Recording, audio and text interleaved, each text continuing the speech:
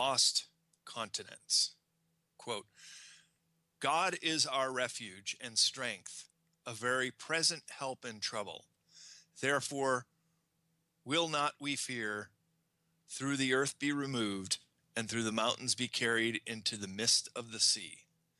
Through the waters thereof roar and be troubled, though the mountains shake with the swelling thereof. Book of Psalms, the Holy Bible, King James Version. The surface of the earth is inherently unstable and erratic. The continental land surfaces of the planet rest upon an underground sea of molten lava, which causes the land masses to continually crack, crumble, and drift. When one land section drops into the sea, another region conceivably rises. Because of the liquid nature of the low mantle, our planet is largely volcanic and subject to earthquakes and volcanic explosions. In addition to this, the magnetic poles of the Earth are now understood to shift radically about once every 20,000 years, which is a nanosecond in geological terms. Prior to the acceptance of continental drift, biologists periodically postulated submerged land masses in order to account for populations of land-based species now separated by barriers of water. Correspondingly, geologists tried to account for striking resemblances of rock formations on different continents. The first systematic attempt to account for these similar rock formations on different continents. The first systematic attempt to account for these similar rock formations was made by Melchior Lemuria in his 1887 book, erratic, meaning Geology, History of the Earth. Many hypothetical submerged land bridges and continents were proposed during the 19th century in order to account for the present distribution of species. Like archaeology, the relatively new endeavor of geology only began in the 19th century. Scientific breakthroughs have expanded on Lemuria's geological history of the Earth by leaps and bounds. Geologists in the 21st century can track the motion of continents over hundreds of millions of years ago because the direction of Earth's magnetic field changes with the latitude and becomes fixed in the sedimentary rocks and lava when they solidify. Most geologists believe Africa, North America, Australia, and Europe were near the equator during the Ice Age 650 million years ago. Fossils of tropical plants and animals have been found on the frozen continent of Antarctica and on the highest peaks in the Himalayas. Tropical flora and fauna could not have been living in these harsh environments before the continents shifted, simply because they required much warmer conditions to exist. This can only prove that continents rise and fall, drift and sink, and often make enormous planetary surface changes in relatively short periods of time. If we look at the Earth's timeline of evolution, we find numerous anomalies. For example, evolution scientists reveal that it took 3.5 billion years for microscopic life to evolve into algae. This seems reasonable, but are we really supposed to believe that algae evolved into dinosaurs in 1/10 of that time? Might it be possible that flora and fauna were exported from other oxygen atmosphere planets or cultivated by intelligent genetic operations to fertilize the Earth? To ancient alien theorists, our planet was artificially terraformed and populated with creatures ever since the Cambrian explosion, a period when many species seemed to just appear in the fossil record. Another anomaly is the very short period of time, a mere 5 million years, in which the first hominids arose. By extension, it could be argued that modern Homo sapiens did not organically evolve on Earth to reach our present level either, but were genetically manipulated. Evolutionary processes surely do function on micro levels, but the quick leap of a fully developed species is looking less and less likely. This is due to the fact, as noted by Dr. Francis Crick, that the DNA molecule is just too complicated to have arisen purely by natural mutations. Crick, one of the original discoverers of the DNA molecule, later proved mathematically that it was impossible for evolution to have produced the varied and extremely complex DNA forms of life in the short amount of time proposed by evolutionists. Also, Earth has too many extinction events for human survival to be simply an accident. There is ample evidence of global civilizations prior to our own, as well as an occurrence of global cataclysms in Earth's long history. These are often caused by astronomical phenomena such as meteorites or the passing of large heavenly bodies. An impact or overt gravitational pull from a passing planet could have triggered a pole shift. Global earthquakes, tsunamis, volcanoes, new continents rising and falling, and global floods are usually associated with a pole shift. We will look at the geology of our planet first, and then examine the evidence suggesting the existence of prior civilizations. As the poles shift. The pole shift theory is a hypothesis that the axis of rotation of our planet has not always existed at its present-day location, or that our present axis will not persist in its place indefinitely. Over the long march of time, the physical poles have shifted many times, but questions remain: how frequently and how rapidly? Pole shift theory is almost always discussed in the context of Earth, but other solar system planets may have experienced axial reorientation during their existences. Pole shift theories are not to be confused with plate tectonics, the well-accepted geological theory that the Earth's surface consists of solid plates that shift over a fluid asthenosphere.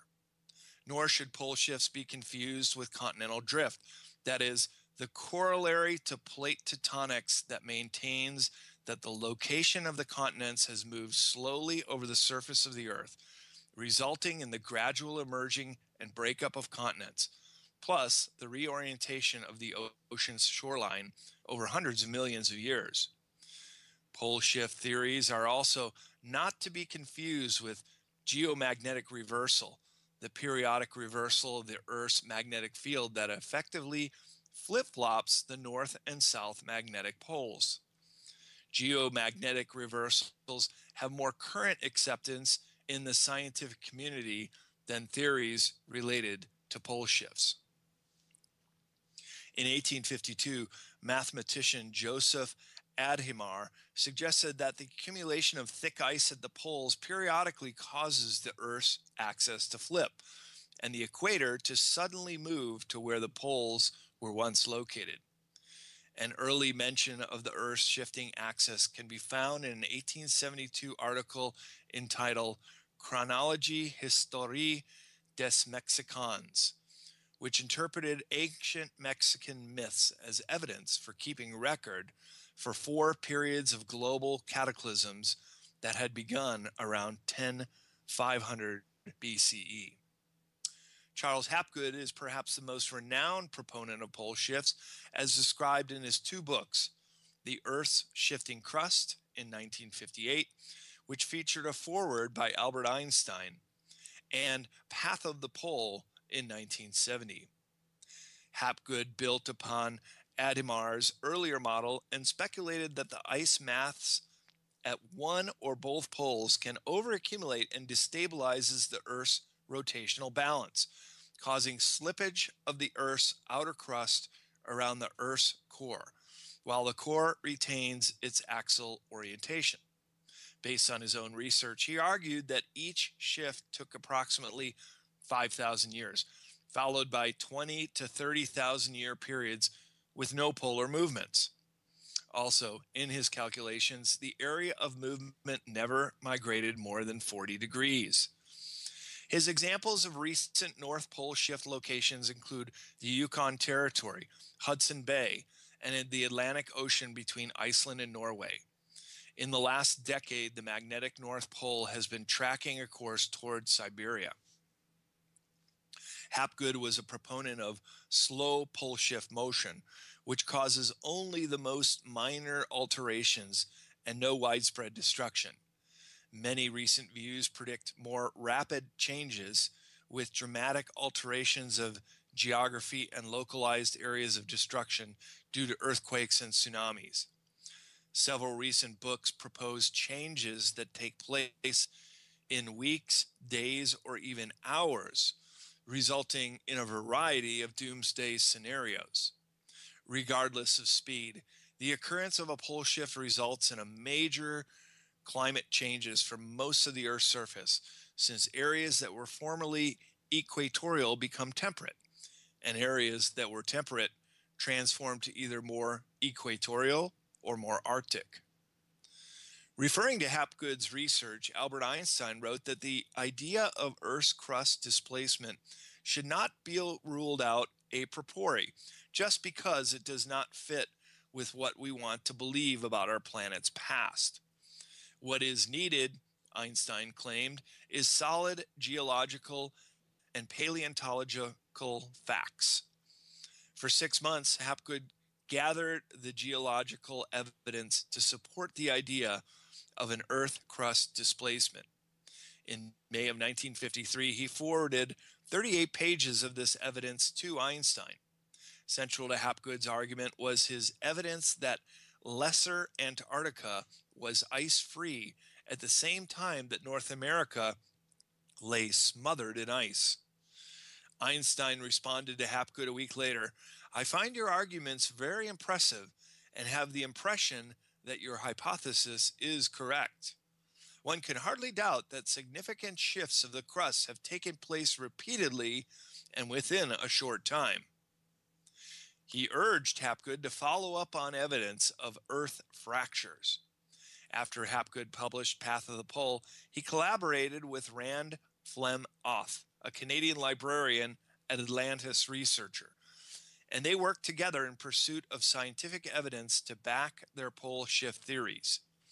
Together with his wife Rose, Rand Flem Oth published When the Sky Fell in 1995, but Hapgood passed away in 1982 and never saw the finished book. There are 3 possible scenarios when the axis poles could shift independent of polar ice accumulation. One theory proposes that pole shifts are a natural occurrence because the magnetic poles drift off course every 20 or 30,000 years, and the axis poles eventually follow suit. The next possibility is a high-velocity asteroid or comet, which hits Earth at such an angle that the lithosphere moves independent of the mantle, or at such an angle that the entire planet's axis shifts from the impact. The final possibility is an unusually large and magnetic celestial object which passes close enough to Earth that it may temporarily reorientate the magnetic field, which then drags the lithosphere into a new axis of rotation. This could correspond to planet X, or Marduk, as proposed by Zecharia Sitchin, in which a 12th planet rotates around the sun in a very oblong orbit. In this scenario, the movement of the tectonic plates will settle down after the intruding celestial object passes far enough away so it can no longer influence the Earth. The nearest example of the second scenario dates from June 30th, 1908, when a massive explosion devastated a remote area called Tungskugga in the Siberian wilderness. The explosion is believed to have caused by the airburst of a small asteroid or comet at an altitude of 5 to 10 kilometers above Earth's surface, which caused the surface of 2150 square kilometers of land to be instantly destroyed. Scientists believe it was caused by either a meteorite or a fragment of a comet, although no obvious impact site or mineral remnants of such an object were ever found. suggesting the asteroid or comet might have burst in the air rather than hitting the surface. The blast was equivalent to 10 to 15 megatons of TNT, yet the explosion did not trigger any plate movements, and certainly not a pole shift. The Tunguska incident is the most powerful explosion to have occurred in modern human history. Not even subsequent thermonuclear detonations have surpassed its size. The explosion was audible up to 1,000 kilometers away. In any pole shift scenario, the sun's magnetic field will eventually help to determine the Earth's new magnetic field. In July 2013, very disturbing evidence of macro-Earth changes began to emerge from the Arctic region. Images entitled "The Day the North Pole Became a Lake" went viral, and internet users were confronted with solid evidence that the planet was heating up. The ever-shrinking Arctic ice sea sheet has become a noticeable victim of climate change. The area of ice covers expands and contracts every year with a change of seasons, but the minimum extent in the summer of 2012 was the longest on record, and the maximum winter coverage in 2013 was the sixth lowest since satellite observations began in the 1970s. Most distressing to scientists is the fact that global warming is occurring at a more rapid pace than anyone estimated. Also disturbing is the quickened rate in which the North Magnetic Pole is drifting, not only in the past decade, but just the past several years.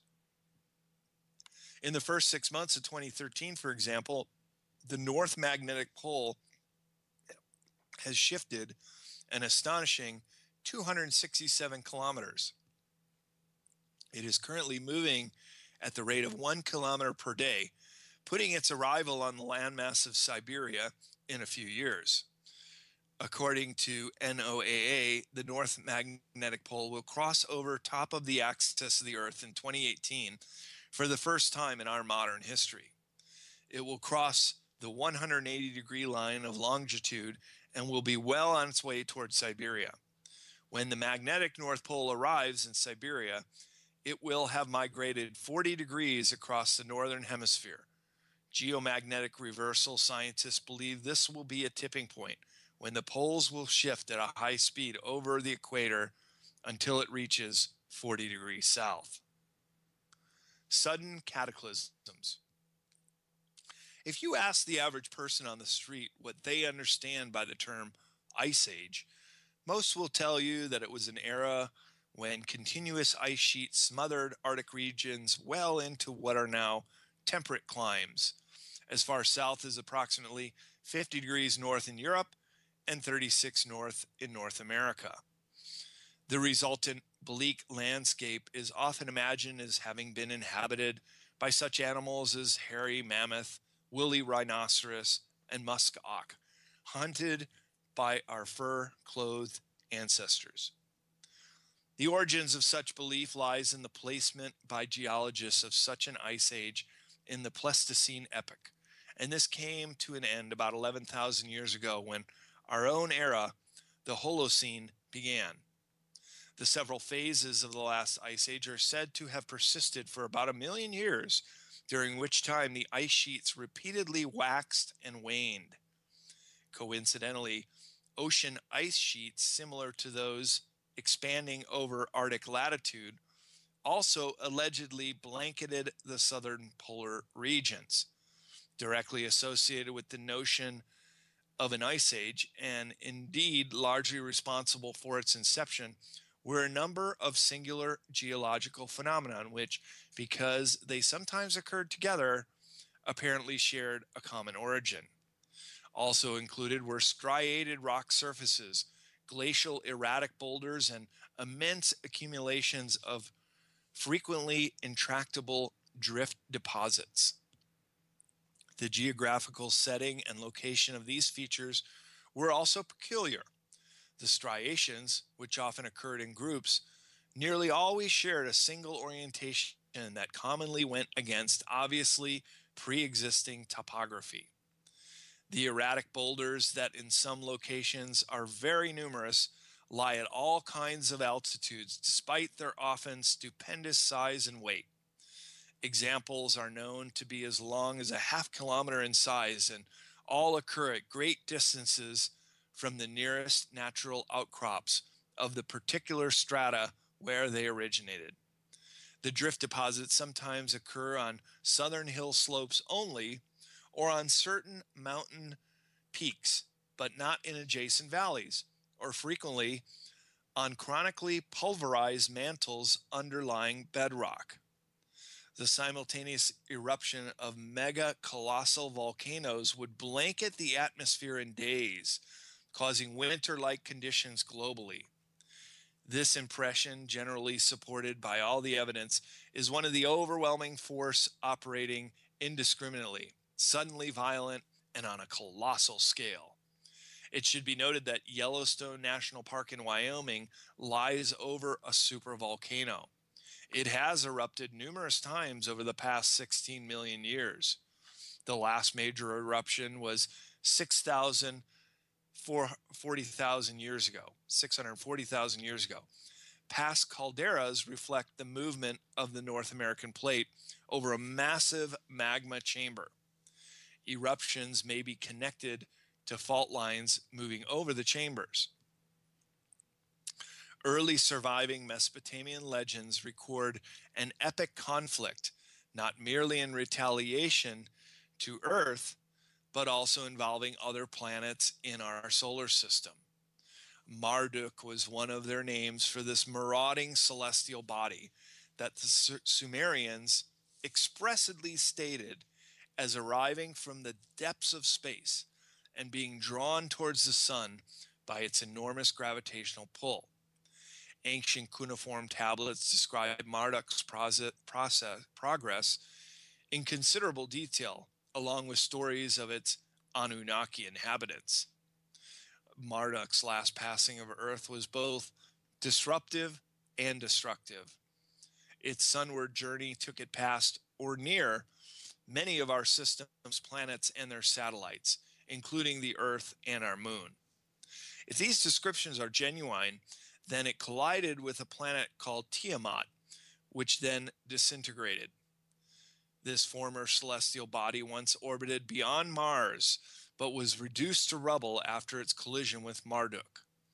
The asteroid belt between Mars and Jupiter is the only remnant left of Tiamat.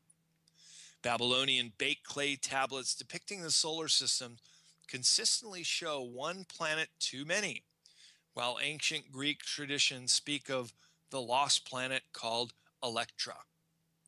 Marduk, also referred to as Nibiru by the Babylonians, is not a planet, but instead our binary brown dwarf twin to our sun, and whose gravitational pull wreaks havoc on any smaller planet's axis when it passes, or even destroys a small planet in its direct path.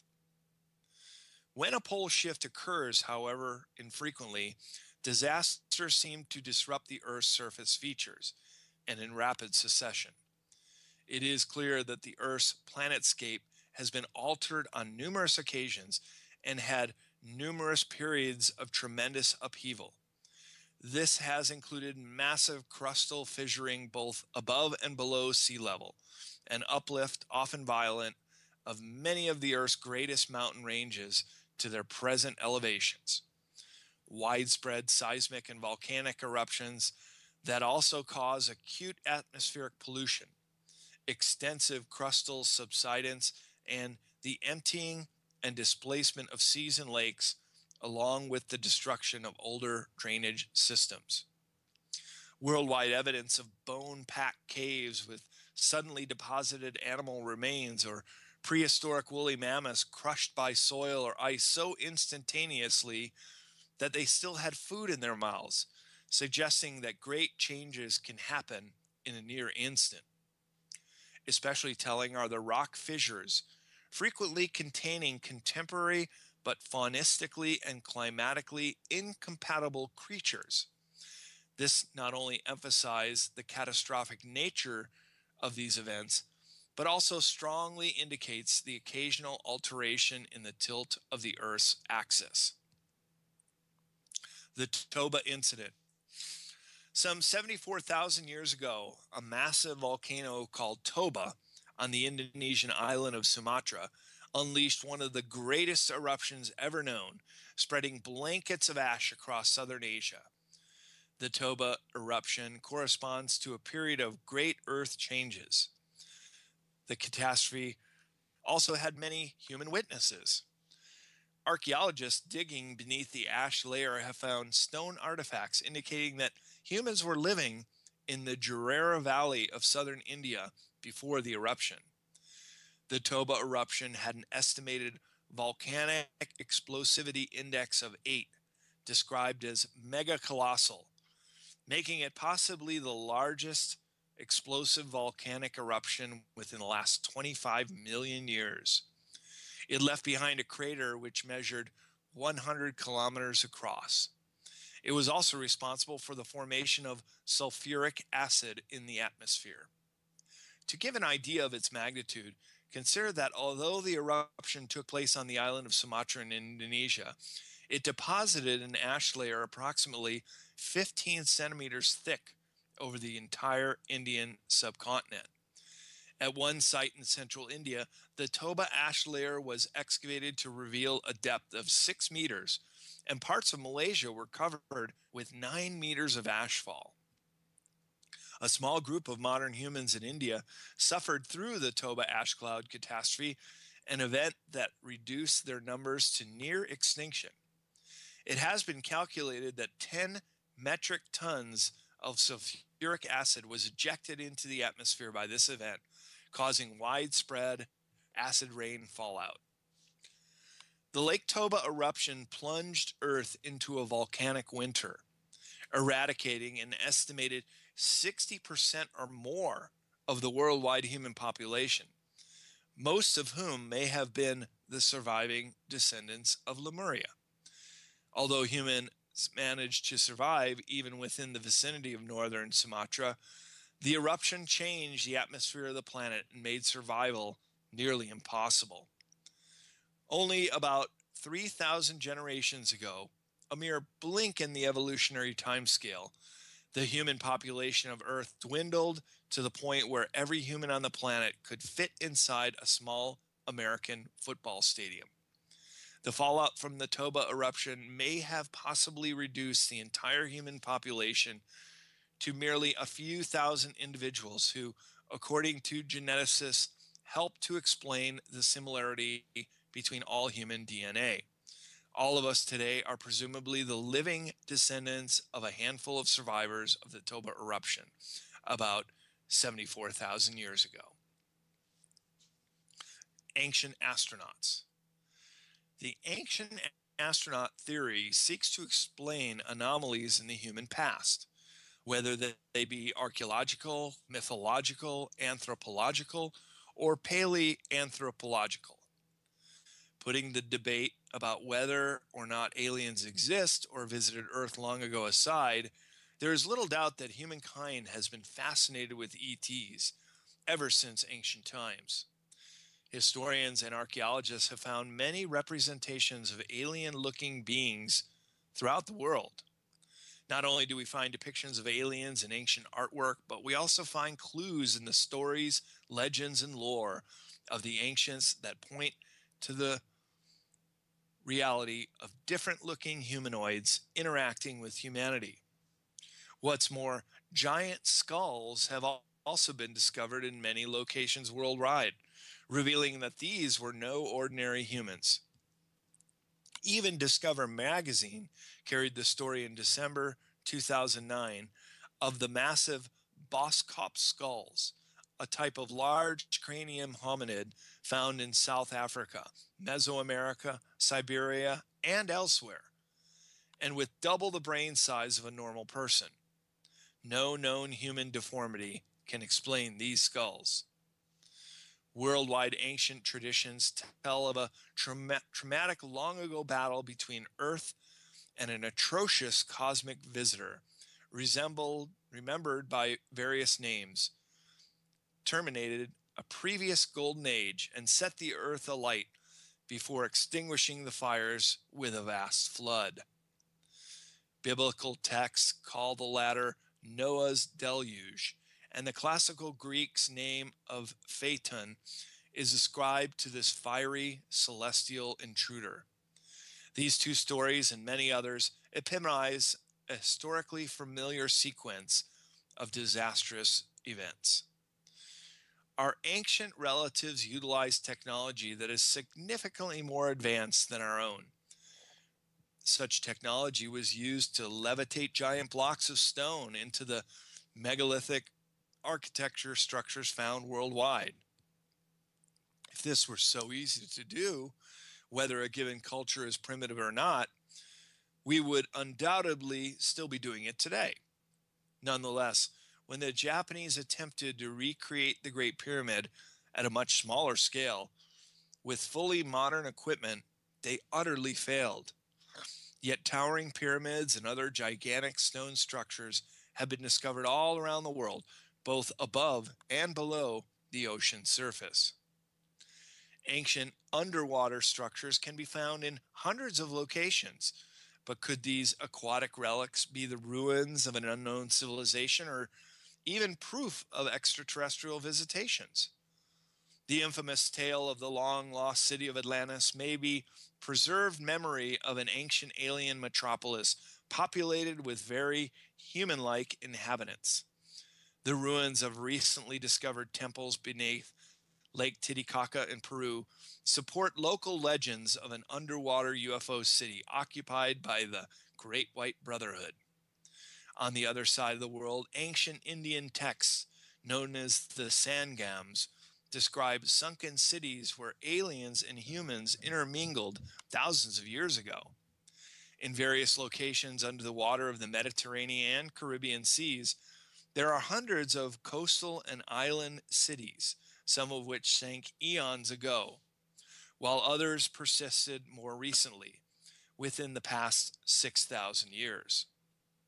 The biblical cities of Sodom and Gomorrah are also rumored to be located underwater beneath the Dead Sea.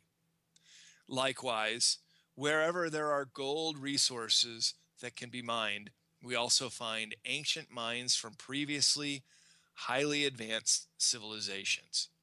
These same cultures inherited the myths that revealed the importance of the 25,920 year cycle. Precession of the equinoxes. Our galaxy has a distinct center around which all the stars take millions of years to revolve. As seen from Earth, the galactic center is located in the starriest part of the Milky Way. On 4 occasions within the 25,800 year Earth cycle, our galactic center aligns with the sunrise of a solstice or equinox.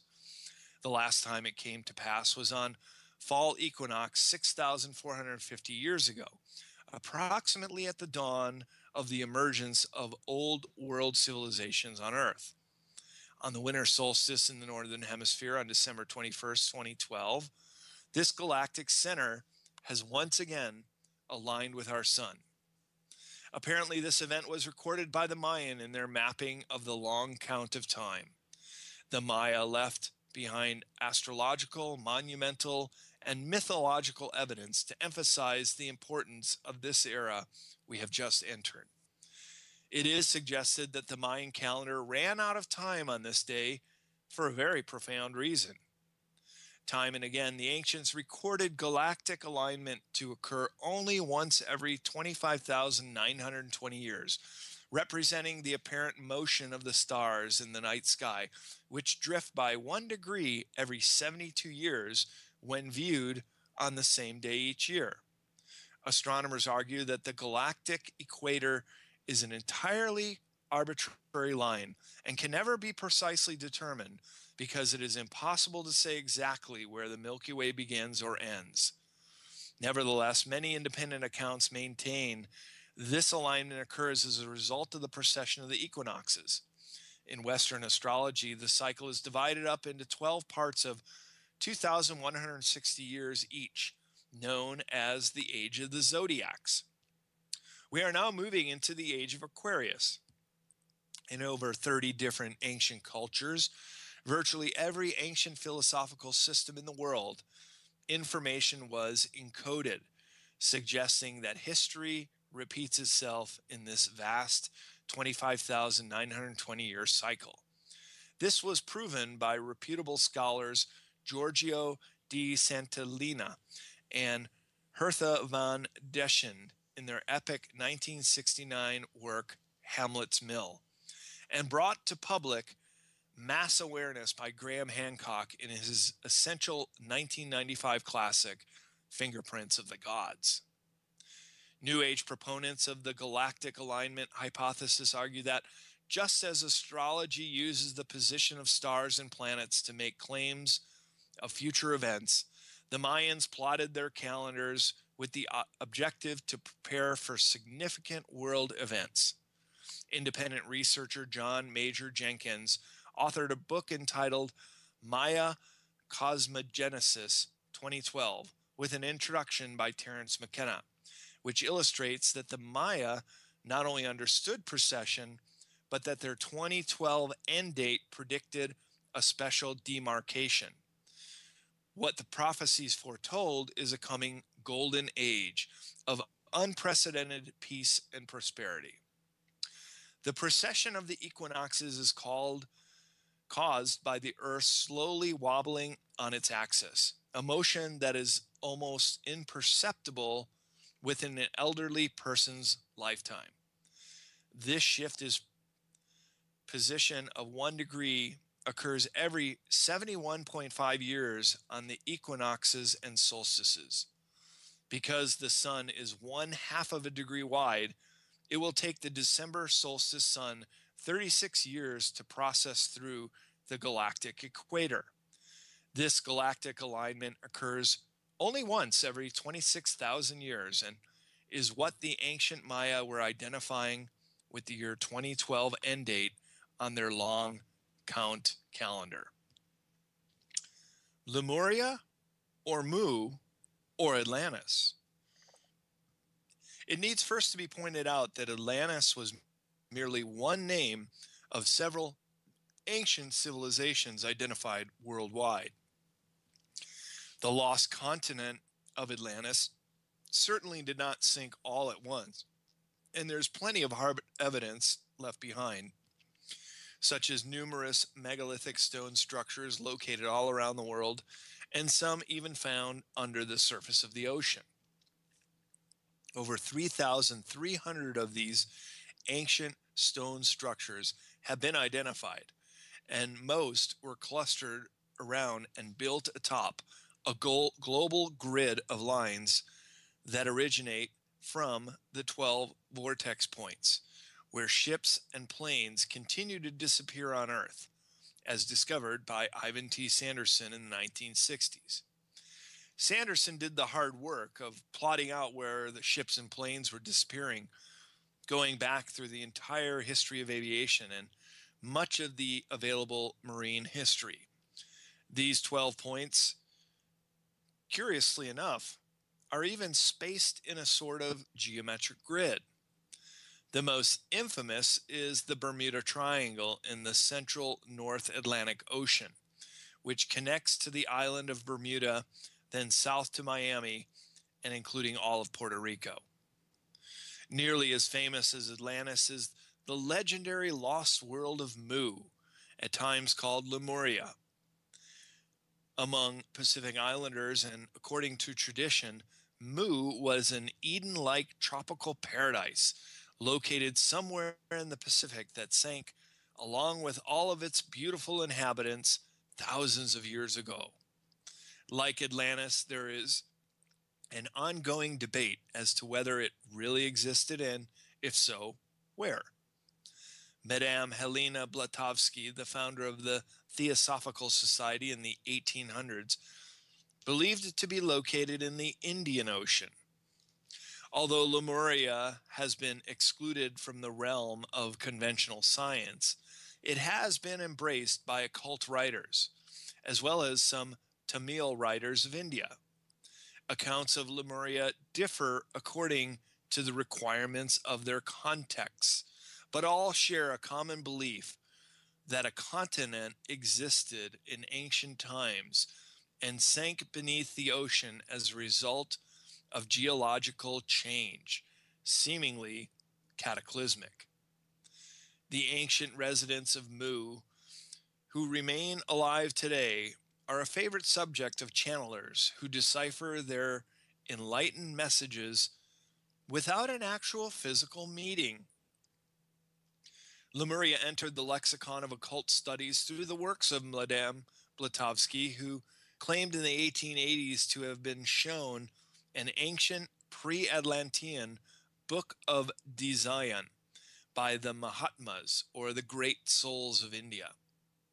Helena Blavatsky's The Secret Doctrine is purported to be an actual book from Lemuria summarizing occult knowledge about the evolution of the universe. It is actually a channeled book, and the esoteric name for Lemuria is Shalmali. The Theosophists also greatly elaborated the Atlantis story, adding numerous additional lost continents such as Hyperborea, Daitya, Ruta, and Poseidonius. Each of these locations were populated by a succession of pre-human species. The fate of Lemuria, also known as Pacifica, Mu, or what Edgar Cayce called Zu or Oz, is not unlike the fate suggested for Atlantis.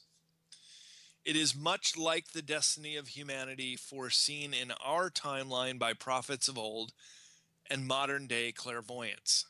The legends are all the same, a thriving and advanced culture that suddenly manifested out of nowhere.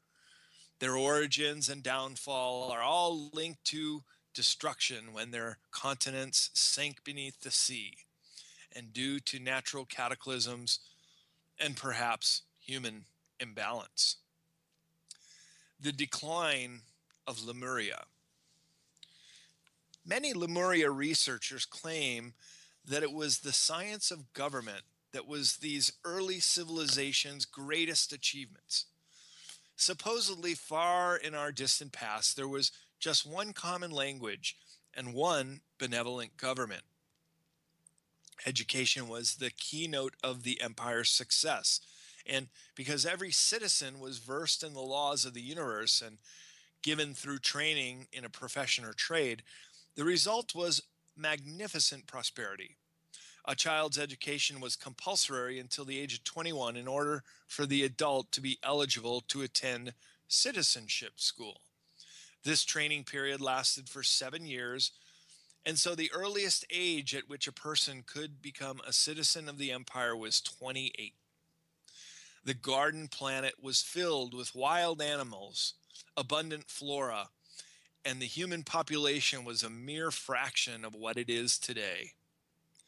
The long extinct Pacific continent that comprised Lemuria was first damaged around 74,000 years ago from volcanic eruptions and global tsunamis, but the residents rebuilt their civilization over the next 60,000 years into what eventually blended culturally into Atlantis. Both civilizations were seafaring and trading empires. The Lemurian capital city was located along the Lombok Strait that connects the Java Sea to the Indian Ocean.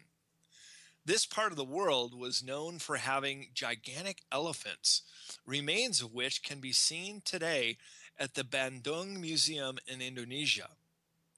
The fossil skeletons of these giant elephants, close to the size of woolly mammoths. The Gunung Padang Pyramid Monument in Indonesia has been confirmed by carbon dated as being built around 14,000 to 16,000 years ago, and this puts it just outside the time frame of Lemuria. The geologist Endang Baktir, a member of the Indonesian task force that studies ancient ruins in Indonesia, reported that there is evidence of a devastating tsunami in ancient times. These massive waves would have swept over and destroyed almost all of Lemurian buildings in what is today Indonesia. According to various esoteric sources, The first Lemurian civilization arose approximately 78,000 years ago on a large South Pacific continent and lasted for astonishingly 52,000 years.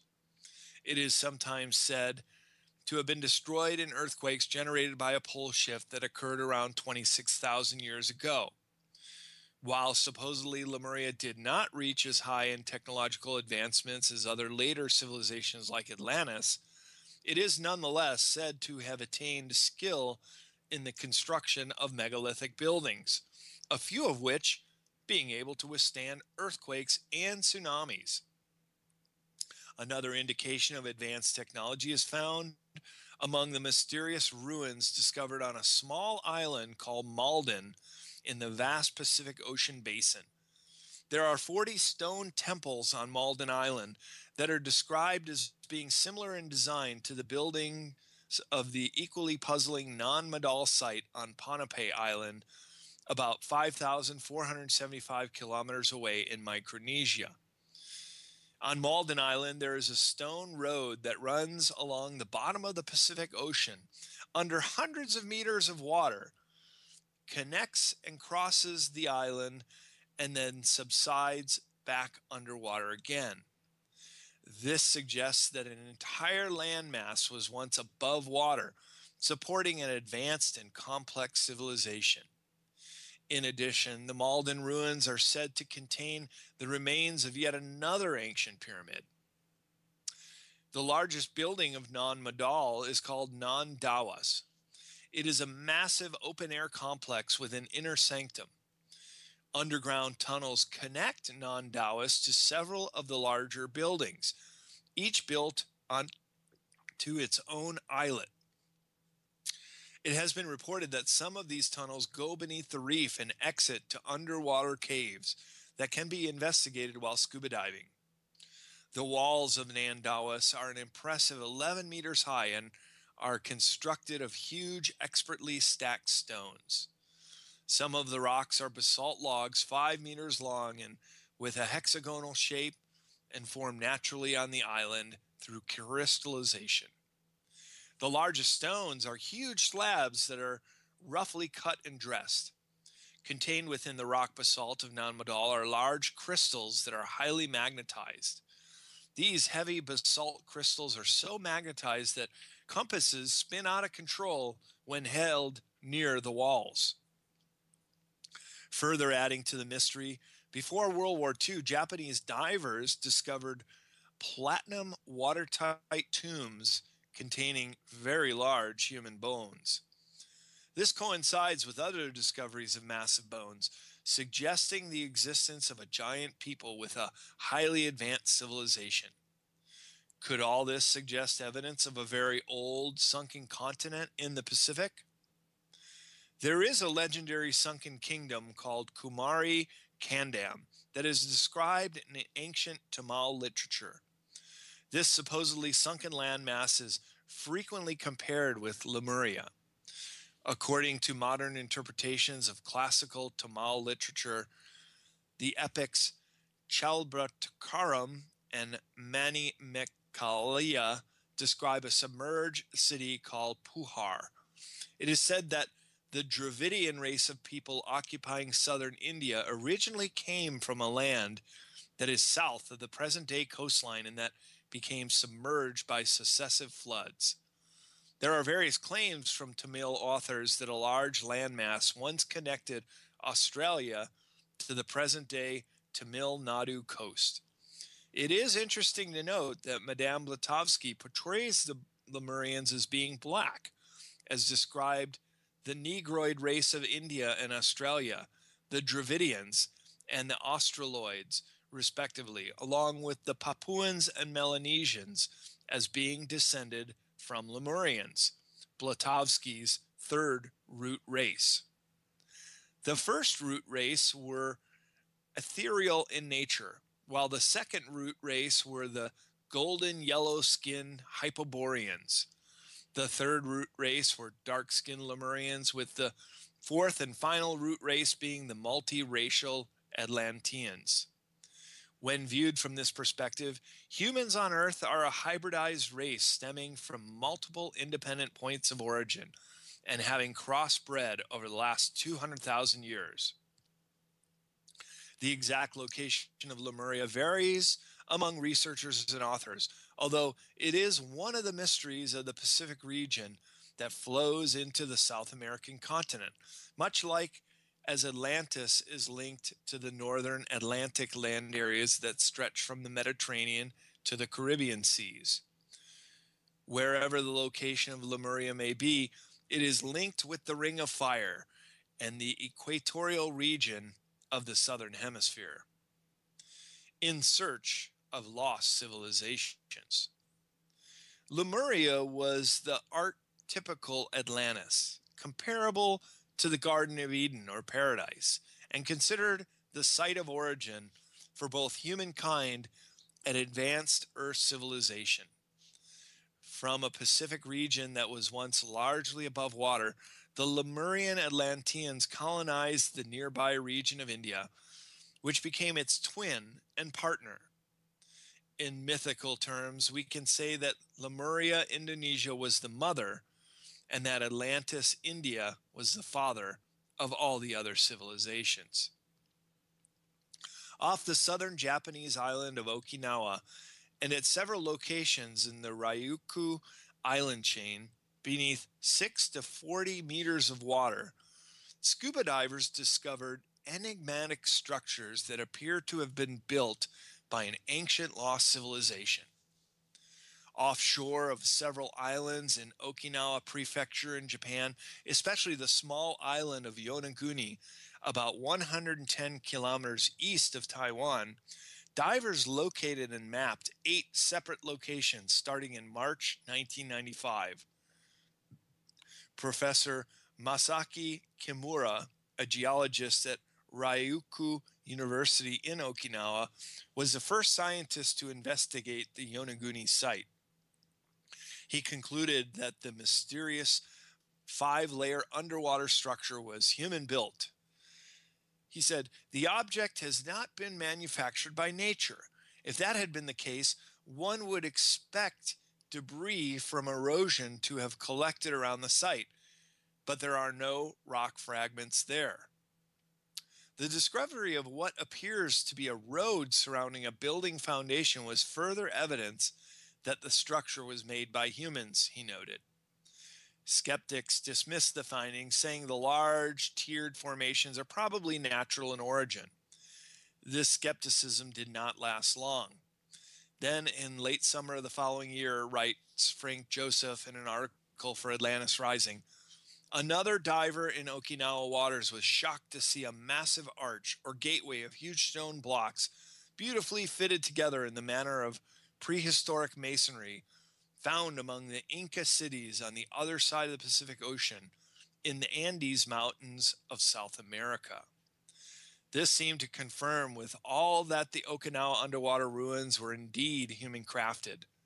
The architecture includes what appears to be paved streets and crossroads, large altar-like formations, staircases leading to broad plazas, and processional pathways surmounted by pairs of towering features resembling pylons.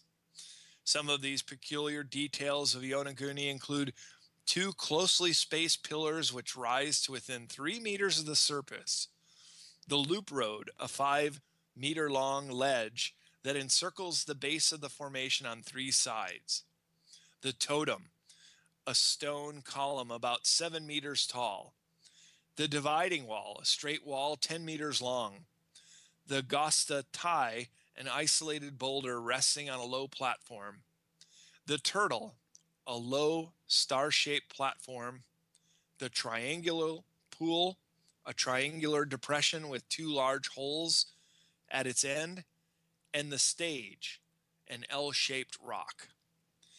If it is a sunken city, it is expansive, and its string of underwater ruins suggests that it could have been a northern outpost of Lemuria or Atlantis, or perhaps the remains of another lost civilization. As legends would have it, Once the Pacific continent sank and there was no turning back, the survivors of Lemuria relocated to the Gobi Desert in what are now the countries of Mongolia and China. Centuries later, this empire was in conflict with and partly destroyed by Atlantis in a great war that led to a cataclysmic destruction of both Atlantis and the descendants of Lemuria. Mu was the name of their new great city on the surface of what is now the Gobi Desert. It has two satellite cities called Agartha Alpha and Beta that survived the destruction. The inhabitants of the great kingdom of Agartha are said to have had scientific knowledge and expertise far beyond that of the people who live on the surface of the planet today, and even equal to the lost technology of Atlantis. The descendants of ancient Mu continue to live in peace within subterranean caverns below and around the Tibetan plateau. The leaders of these states, variously called ascended masters, guardians of the tradition, psychoteleos, or the perfected ones, the shining ones, the ancients, the watchers, the immortals, the monitors, or the hidden directorate, all follow what is known as the ancient path and do not interfere in the lives of humans who live above the surface, or is interaction allowed or desired. The Tibetans refer to the cities of Agartha as Shambhala and have believed for centuries in their existence as reservoirs of ancient knowledge and advanced technology. Technology of Atlantis. It is said that when the continent of Lemuria sank, the oceans of the world lowered drastically as water rushed into the newly expanding Pacific Basin. The relatively small islands which had existed in the Atlantic during the time of the Lemurian civilization were left and dry by the receding ocean. The newly emerged land joined the Posid archipelago in the Atlantic Ocean to form a small continent. This continent is called Atlantis by historians today, although its original name was Poisid. Human history is incredibly rich in legends and stories, yet perhaps none is as well known and enticing as that of the lost city of Atlantis. Originally dictated by Plato in 330 BCE, most historians believe the story to simply be one of Plato's many fables, intended to teach a lesson or a parable. In the story, Atlantis was an incredibly advanced community and civilization that attempted to take over the world. In their efforts, the Athenians fought back. Atlantis was defeated and ultimately lost forever. That legend has morphed into Atlantis being viewed as an idealized place to live, with countless people across history going on a search for its location, and plenty have claimed to have found it, or at least pinpointed which ocean or country where it might be lurking under watery depths or layers of topsoil. Atlantis is believed to have taken technology to very advanced stages, well beyond what exists on our planet today. In the book A Dweller on Two Planets, first dictated in 1884 by Philos the Theban to a young Californian named Frederick Spencer Oliver, as well as in a 1940 sequel, An Earth Dweller Returns, there is no mention of such inventions and devices as air conditioners to overcome deadly and noxious vapors, airless cylinder lamps, tubes of crystal illuminated by the night side forces, electric rifles, guns employing electricity as a propulsive force, monorail transportation, water generators, an instrument for condensing water from the atmosphere, and the relics, an aerial ship governed by the forces of levitation and gravity repulsion. Our Atlantean heritage also encompasses the legacy arts such as agriculture and animal husbandry, arguably the greatest invention since the wheel.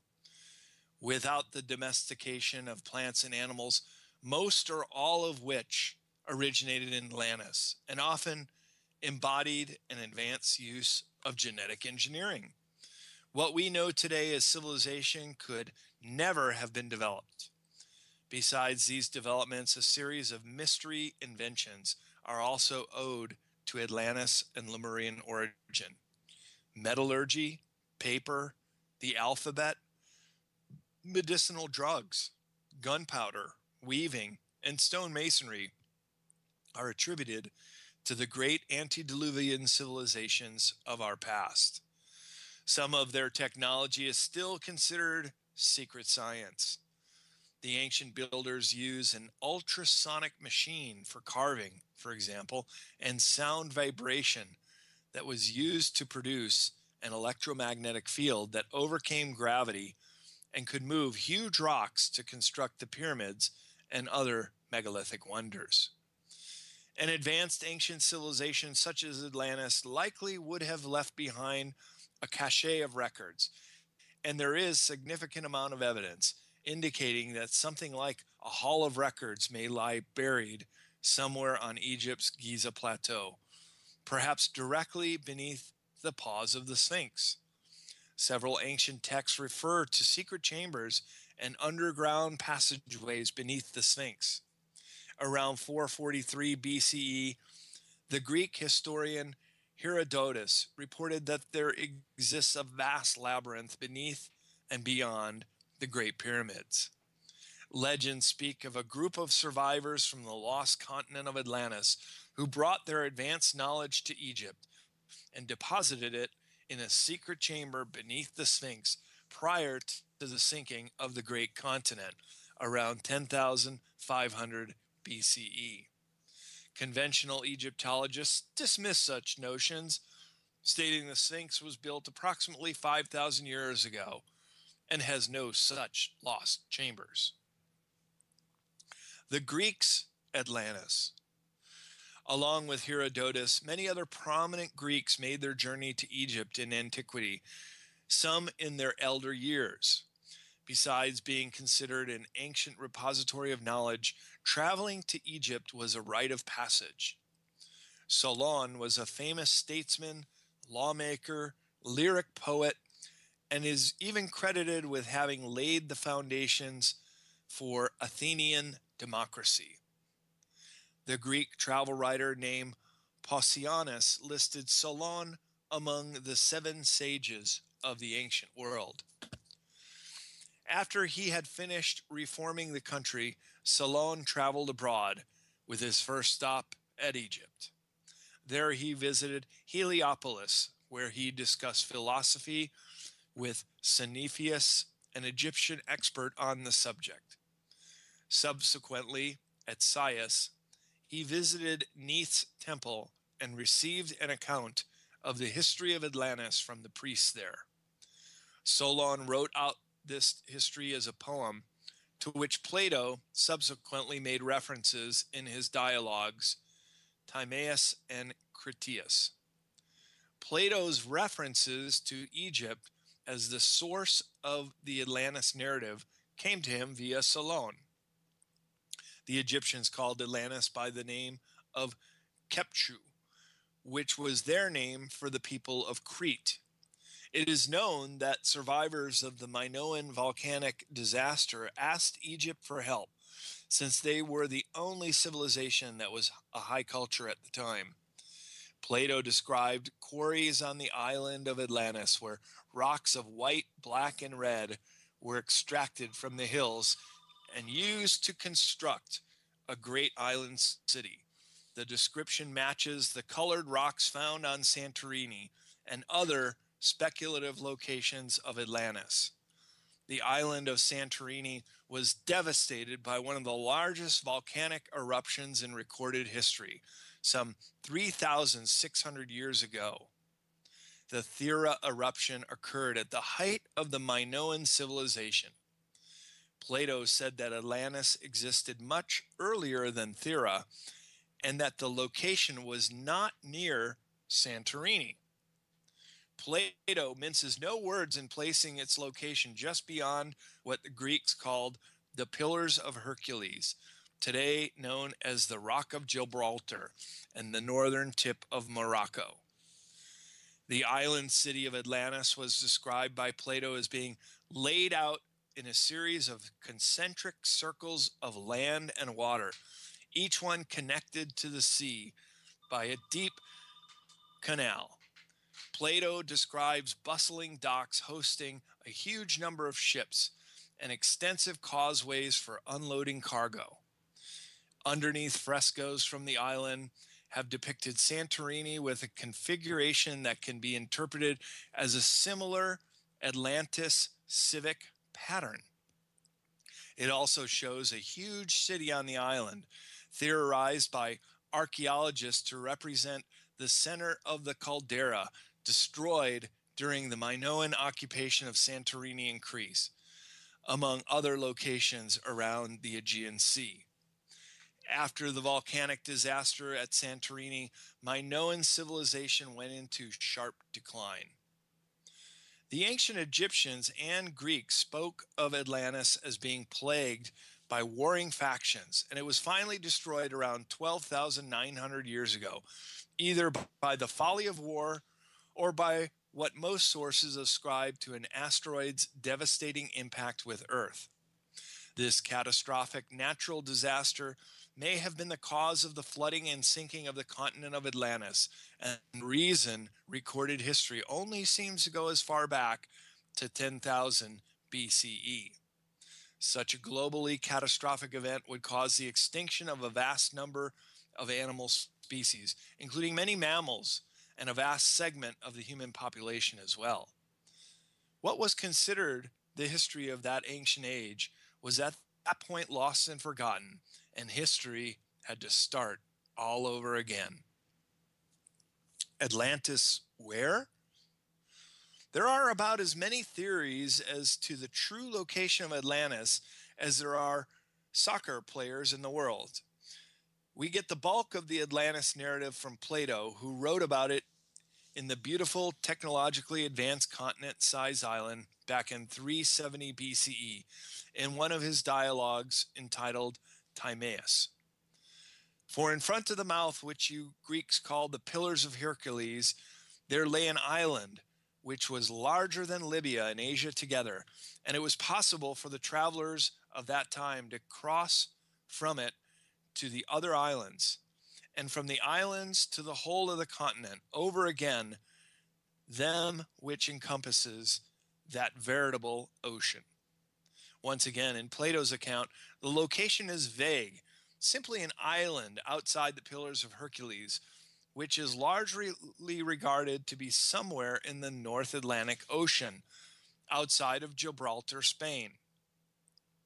If the stories of Atlantis flying machines are correct, maybe the trip across the Atlantic was not so far, and Plato's Atlantis was centered around the Caribbean Sea.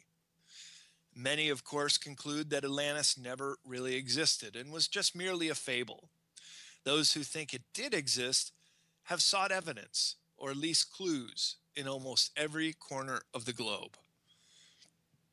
Great Britain's Atlantis is a hidden underwater world swallowed by the North Sea when the last Ice Age glaciers melted. Doggerland, as it has been named, was a large area of dry land that stretched from Scotland to Denmark and down the English Channel as far south as the Channel Islands, but it was slowly submerged by water between 18,000 BCE and 5,500 BCE. It was ultimately discovered in 2012 by divers working with science teams from the University of St. Andrews. North Sea deepwater divers working for oil companies have found the remains of a drowned world with an estimated population of tens of thousands, which may have once represented the real heartland of Europe. A team of climatologists, archaeologists, geophysicists have now mapped the area using new data from oil companies and reveal the full extent of a lost land once roamed by mammoths and other now extinct giant animals. In a reading, the sleeping clairvoyant Edgar Cayce spoke of the use of airplanes and of crystals or firestones that were used for energy and had a myriad of applications. He also spoke of misuses of power and issued warnings of destruction to come. Edgar Cayce's famous prophecies said remnants of Atlantis would be found around Bermuda, and in 1969, geometric underwater stone formations were found near the island of Bimini, then named the Bimini Road, and that believers said confirmed Cayce's prediction. Also intriguing is a gigantic, partially translucent, and crystal like pyramid structure, perhaps larger than the Great Pyramid in Egypt, and initially identified by a scuba diving doctor named Ray Brown in 1970 in a region off the Bahamas known as the Tongue of the Ocean, that is located approximately 160 kilometers from Bimini. This structure has since been independently verified by diving teams from France and the USA. The pyramid could confirm some engineers' contention that pyramids were originally created as massive power sources or great energy machines that could warp space-time and open portals to other realities. This could support the claim that the ancient high-tech civilization of Atlantis did exist, or simply provide answers to the mysterious happenings that have been recorded since the 19th century in the region of the Atlantic dubbed the Bermuda Triangle. For decades, intrepid researchers delved into the maze of mysteries hidden deep within the most enigmatic locations on Earth.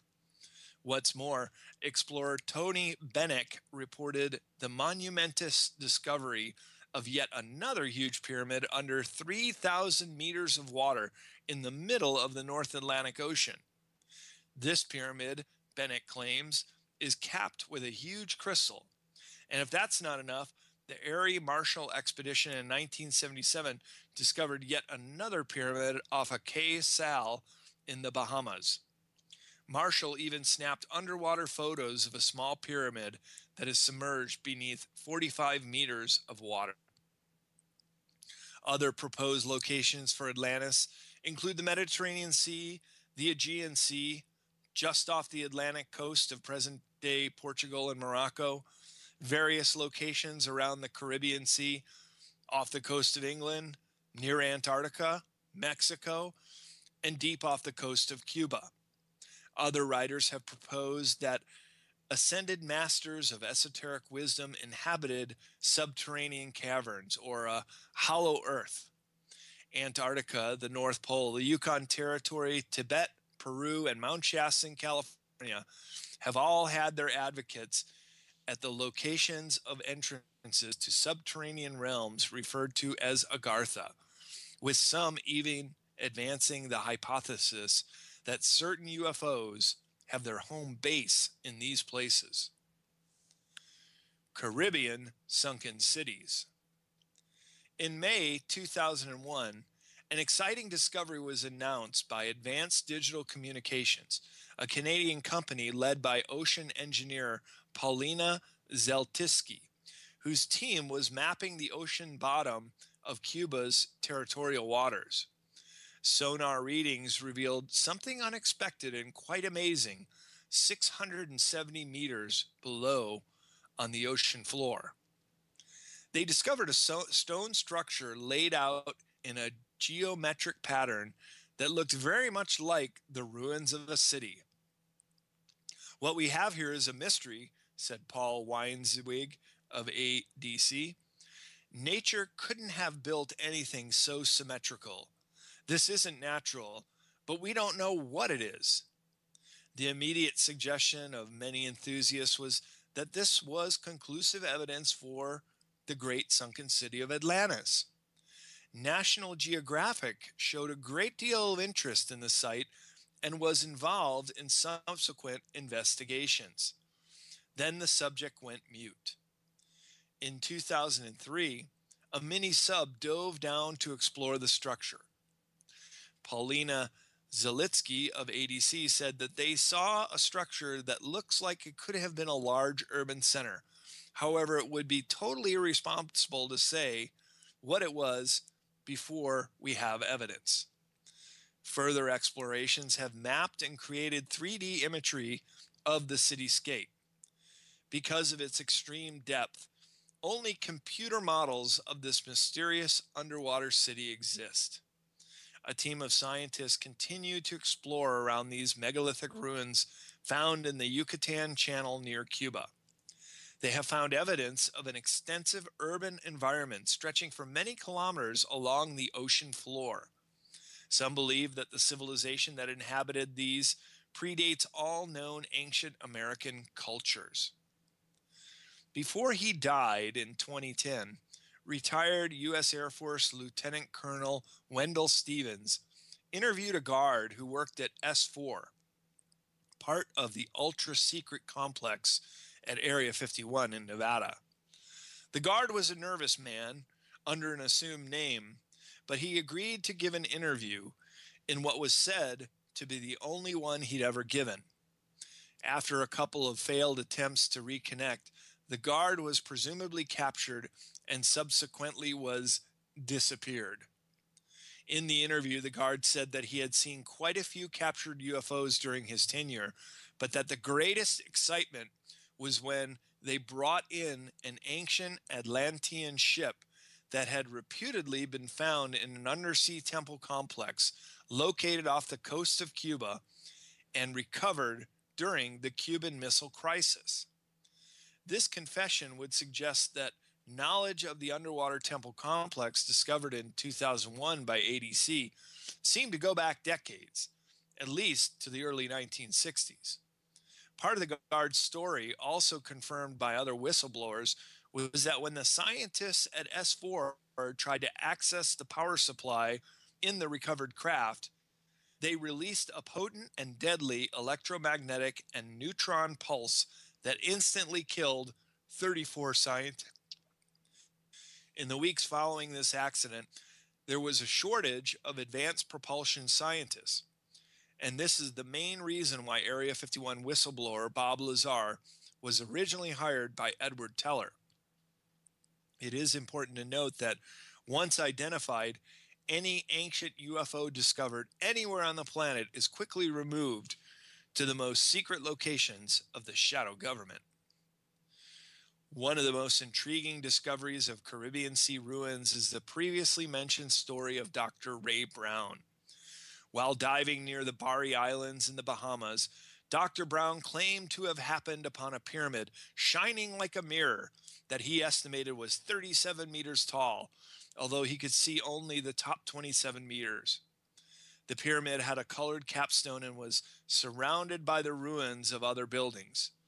Swimming into a chamber, he found a crystal held by two metallic hands.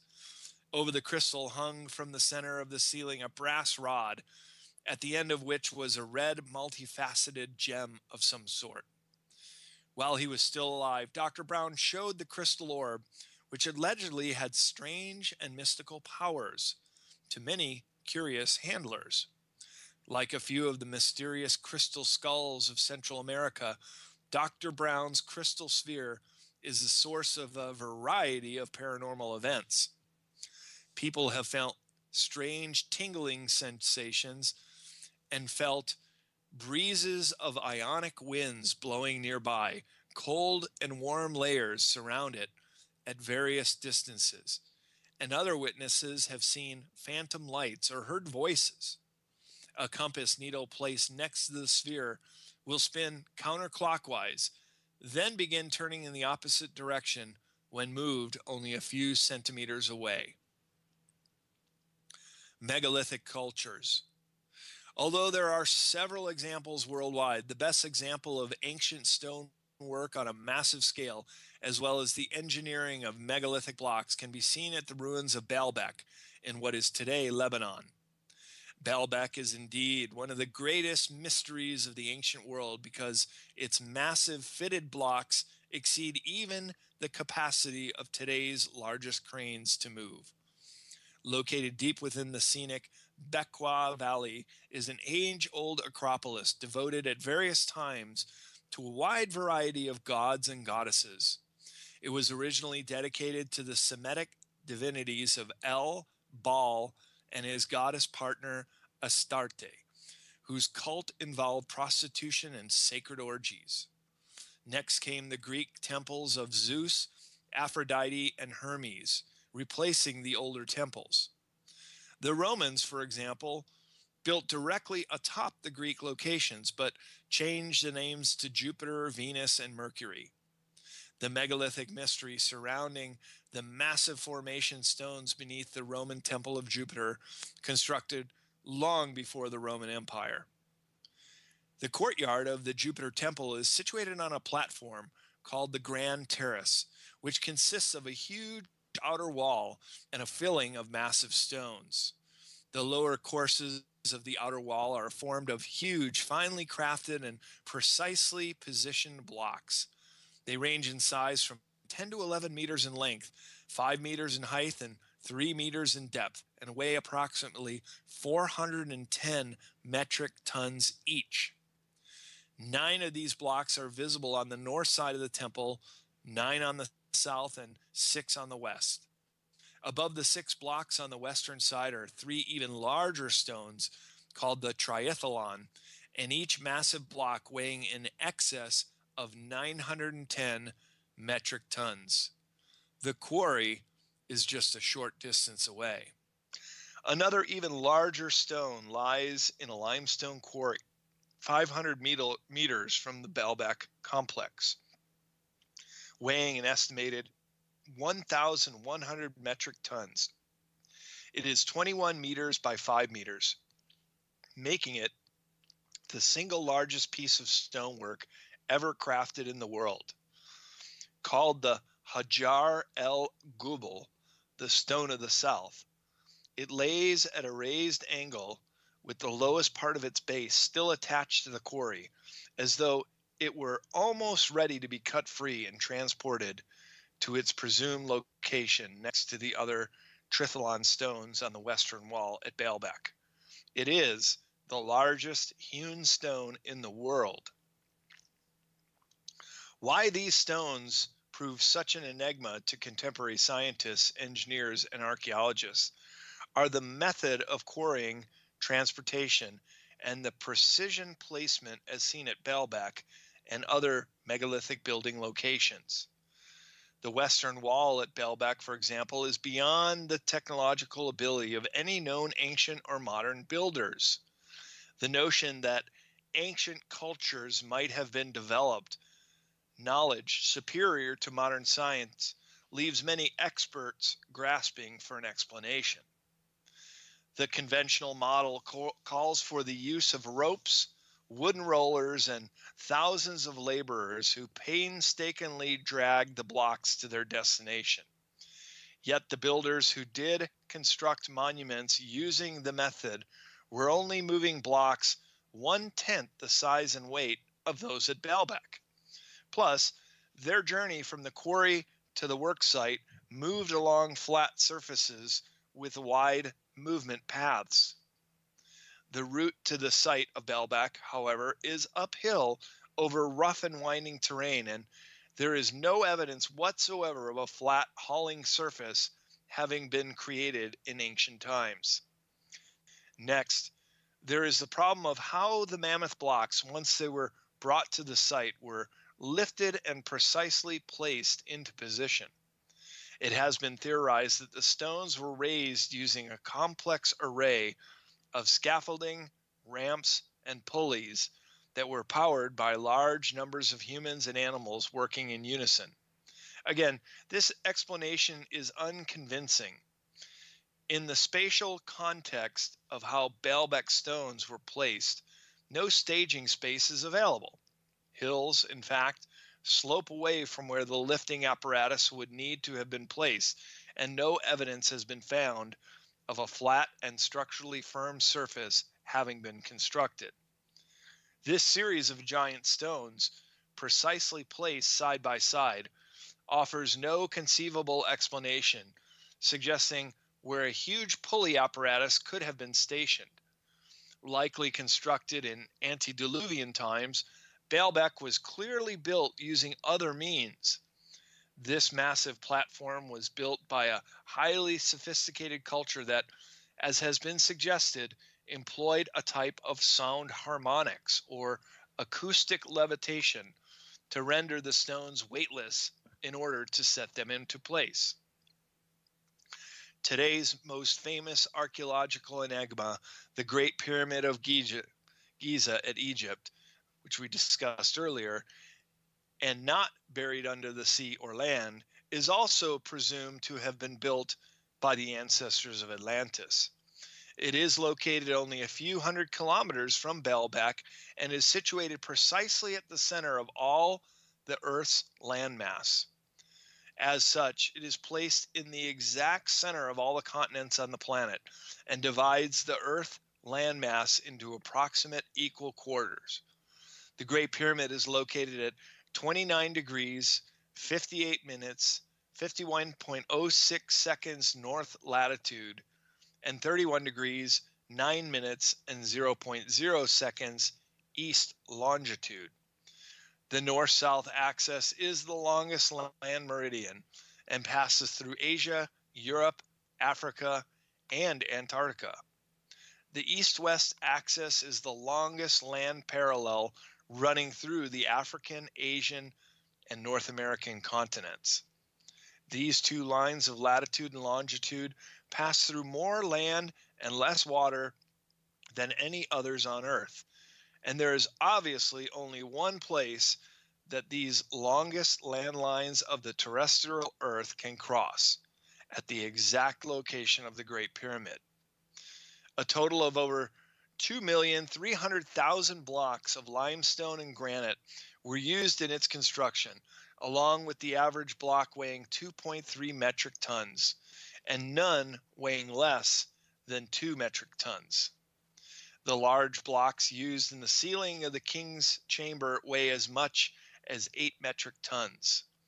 The Great Pyramid is built with a knowledge of the position of all Earth's continents, a fact indicating that a technologically advanced civilization built on Earth. And recently, in November 2017, a new chamber was detected above the Grand Gallery in the Great Pyramid. It was only detected using a kind of sonar, and it's not known what may be there, but a cavity has been detected, and it's the first time in over 200 years a new chamber has been detected in the Great Pyramid. Coral Castle. Certainly not of antediluvian origins, but a snapshot of how Baalbek and other megalithic monuments could have been constructed, is a strange compound in Florida built entirely by one diminutive man. How the Coral Castle in southern Florida was erected single-handedly by a tiny Latvian loner remains one of North America's biggest mysteries. The builder was Ed Scalian, a slight man of only 1.5 meters tall and weighing a mere 45 kilograms. Ed was born in 1887. At the age of 26, was engaged to marry a 16-year-old Latvian girl named Agnes Scuffs. The day before their wedding, young Agnes decided to cancel the plans, perhaps because she thought Ed was too old for her, or maybe she was in love with someone else. Heartbroken and alone, Ed left his beloved Latvia for the United States, yet always thinking of Agnes as his sweet 16. With only a fourth grade education, Ed drifted from job to job until he came down with tuberculosis and moved to Florida for its more favorable climate. During his travels, he became interested in science, astronomy, and Egyptian history, spending most of his time reading books on magnetic currents and cosmic forces. Ed was a frugal man, collecting old mechanical objects and saving money any way he could. Eventually, he bought a 4-hectare plot of land in Homestead, Florida, and set about excavating, carving, and moving many tons of coral rock without the help of anyone else. His monument, began in the 1930s and completed many years later, would be devoted to his lost love, his sweet 16. Using only simple tools, a slight immigrant from Latvia single-handedly moved over 997,700 kilograms. That's 997,700 kilograms of coral blocks. That's almost 1 million kilograms, single-handedly constructed the engineering marvel now known as the Coral Castle. The extraction and lifting of such incredible amounts of coral stone without the use of electricity or modern cranes and using only handmade tools seems impossible for a single man who was known to be an eccentric loner and who liked to work alone at night. Baffled engineers have compared Ed's secret method of construction to the enigmatic megalithic buildings of prehistory. The Coral Castle is the only megalithic monument of the modern age. Many people ask the diminutive Latvian how he was able to excavate and position such heavy objects. He would only say that he understood the secrets of how the Great Pyramids were built. Was it possible that Ed was a reincarnated Egyptian architect who retained past life knowledge of his secret audio levitation techniques? Is it also possible Ed Liskalainen had a vivid memory of his past esoteric and acted upon it? Some would argue that there is no other explanation. Earth's civilizations have had a long history of warfare and suffering, dating back to the conflicts that led to the downfall of Atlantis, or perhaps earlier. Thus, Earth is a problem planet, or as far as ETs are concerned, is quarantined. There have been many civilizations before our present one that enjoyed high culture and advanced technology and then self-destructed in horrific wars, essentially causing humans to start over again and again. Masters appear from time to time, like Buddha, Jesus, and even at Liskalian, who have taught advanced concepts relating to the nature of matter, spirituality, philosophy, and especially the human condition. A corrective way of thinking and being so we can all break free from our cycle of destruction. Consequently, when we look into the lives and teachings of the ascended masters or of the mystery schools of the past, we can find answers relevant to the world of today. And that's where we're headed next.